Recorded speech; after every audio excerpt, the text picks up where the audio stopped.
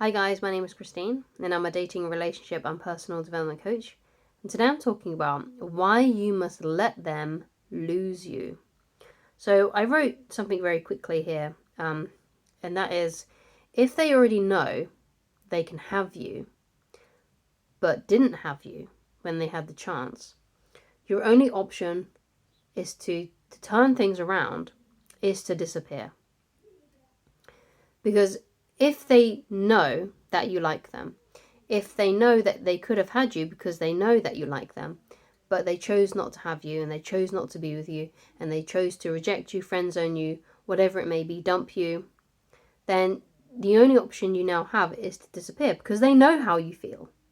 They know how you feel about them. So there's nothing more you can do. The ball is in their court, so to speak. So the only thing you can do is to do no contact, to walk away, to disappear from their life. Because you can't make someone miss you by being in their DMs. If you want to make someone miss you and to regret their decision of rejecting you, dumping you, losing you, then they need time away from you to sit with their decision and to think about you and to wonder about you.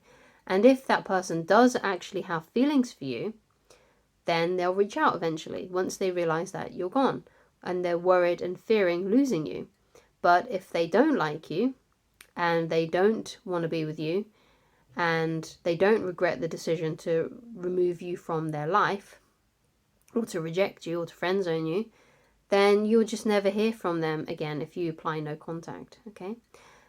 There is something else that can happen though, which happens more with women, and that is sometimes women do like to keep some men in their life because they like to have the option, right? They like to have backup plans. So be careful with those kinds of women because some women do actually like to keep around guys they're not really that interested in because they like the attention and they like the validation. It feels nice for them to have guys in their life that they still talk to that are interested in them and still give them attention and ask to see them and tell them how beautiful they are and still try and pursue them. So it could be the case that you're dealing with a woman like that who kind of keeps you at arm's length but not so far enough that she pushes you out of her life. So you've got to be very careful with women like that, okay?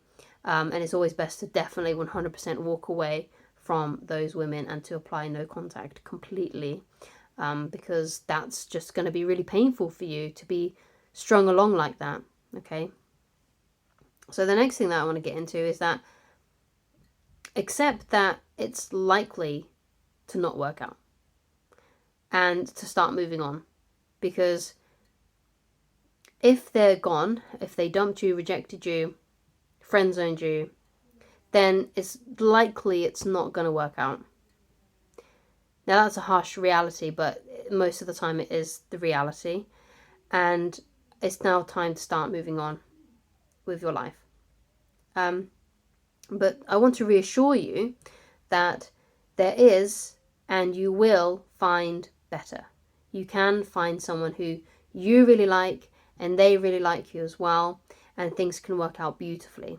That is entirely possible, and it's not like all hope is lost. Now, I know that's probably not what you want to hear right now because you're focusing on this person that's gone, and you want to be with that. It's like the old saying, there's plenty of fish in the sea, but I want that fish.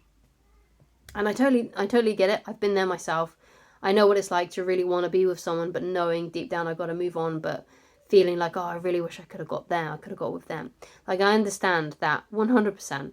But living in the past like that and living with this sort of like pining attitude of just pining after them, basically, it's not going to help your situation and it's not going to help you move on.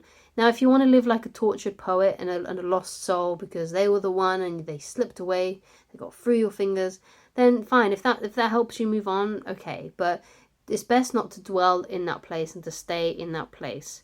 It's time to start moving on and getting some self-respect, some self-confidence, and trying to find someone who wants you, who you want and they want you.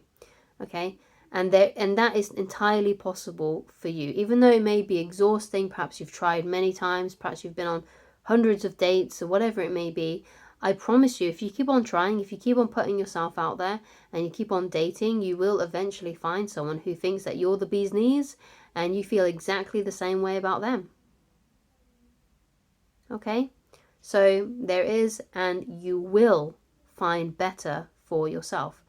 And you will find better for yourself. Better. You won't just find someone who is like them, or maybe you'll find someone who is not as good as them. You'll find someone who is way better than them. You've just got to be open to the possibility and to keep on dating until you find that person.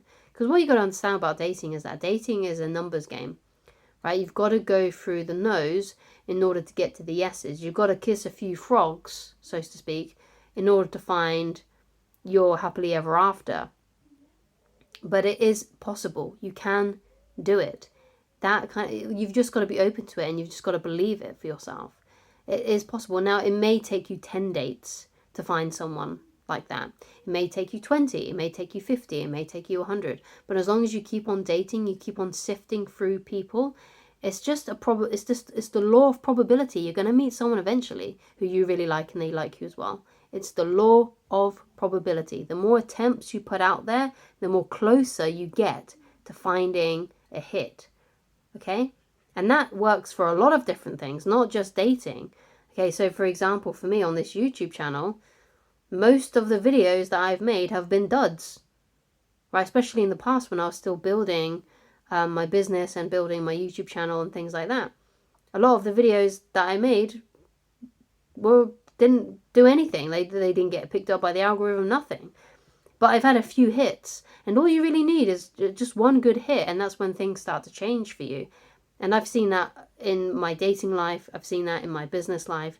It's just one of those things, the law of probability. You just got to keep on throwing out attempt after attempt after attempt after attempt after attempt, and you'll get there eventually. It's a tried and true method. It's a long method, and it can be a tedious method, but it is one that works, and it's one of the best ones that I've personally come across. So moving on then is obviously a lot easier said than done. Yeah, it's a lot easier said than done to move on. Okay, but what you got to do is you just got to use whatever methods you have at your disposal to help you move on. Perhaps you use distraction. So this could be, working extra hours at work. It could be distracting yourself when you get home by reading books or watching podcasts or listening to podcasts, listening to audiobooks. Just finding a way to distract you, but in a healthy way, because obviously you don't want to be distracting yourself with too much Netflix or too many video games, unless that's something to do with your job. But what you should be doing is you should be finding empowering things to focus on. You might spend time at the gym and focus on that for a while. You may do some journaling. Now, journaling is a great way to help you move past someone and make you move past a breakup and help you move on, because what you need to do is you need to write down what you learned from that experience. What did you learn about yourself? What did you learn about relationships? What did you learn about the world? What did you learn about what you would like in a person and what you would not like in a person? And you sort of process it like that. And if what another good question to ask yourself and to write it down as like a writing prompt is, if I'm in the same situation again in the future, how will I behave differently? Because one of the things that stops us from moving on from different situations in our life is that we haven't processed how we would behave differently. So that's why sometimes you may have a memory that you just keeps on reoccurring. So if you have a memory like that, it might not be about relationships, but it might be something that happened in your childhood. It might be something that happened to you when you were a teenager, or maybe something that happened to you like a year ago. If you had an experience that keeps on replaying in your head, it's because you haven't fully processed it. So the best way you can do it is to ask yourself that question and write down an answer for it. So I'll repeat it again, and that is, if I'm in the same situation again, how will I behave? What will I do differently? And I guarantee if you do that a few times, and you then know how you're going to respond when the same kind of situation happens, I guarantee you will stop thinking about that as much. So another thing that helped me as well, in sort of like the same area, So I had a lot of crap that happened to me when I was a kid. A lot of crap that I wouldn't wish on anyone. I had a tyrant of a older brother who was 9 years older than me, half brother, and he made my life hell in many different ways. I'm not ready to dive into it too deeply yet. I will eventually. I'm just waiting for the right time because I think it could be valuable to other people. But essentially, what I would do to help me get over those specific things that happened to me was I would replay it in my head, but as myself, as an adult, I would barge through the door and save myself. And I would just imagine that time and time and time after again, sort of like healing your inner child in a way. And that's one thing that I would do, right? And that may help you move on from this person. You know, maybe you imagine that you barge into a room that you're sitting in, and you tell yourself, like, you got to stop thinking about this person. You're gonna move on right now, right? Maybe you do the same, but in a different kind of way, or maybe you choose the same way because maybe you also had experiences when you were younger, right? So that's my advice for you on why you must let them lose you. You deserve better. You deserve to be with someone who loves you. You really do. And that's the most basic thing. I know that sounds kind of cliche and maybe a bit too sentimental, but it's true. You deserve to be with someone who loves you. You deserve to be with someone who chooses you. And I promise you, you can have that. You can totally 100% have that. And if you'd like to read How to Attract the Beautiful Woman of Your Dreams, which is the book I wrote recently, women can read this as well. They can go and find it on my book on my website for free. Or you can get a physical copy on Amazon, which has a nice discreet spine, so it'll look good on your bookshelf and no one will know you've got a dating book. And there's lots of advice in there. It's not just for men. There are some advice in there about sort of like working on your goals and things like that. It's a good all-rounder on improving your life in terms of romance and your life situation as well, especially the later chapters when it comes to your life situation. But like I said, you can read it for free on the website. You can get a physical copy, or you can get a Kindle version. But it's available on Amazon if you'd like to get it. Leave a nice review if you don't mind. If you do get it, if you do get a physical copy on Amazon, if you feel like it's helped you, obviously. If you think it's rubbish, then you obviously say that. But you know. And if you'd also like help with a specific situation and you'd like coaching with me, then please go to www.christinelovage.com, and I shall talk to you again very soon. Goodbye.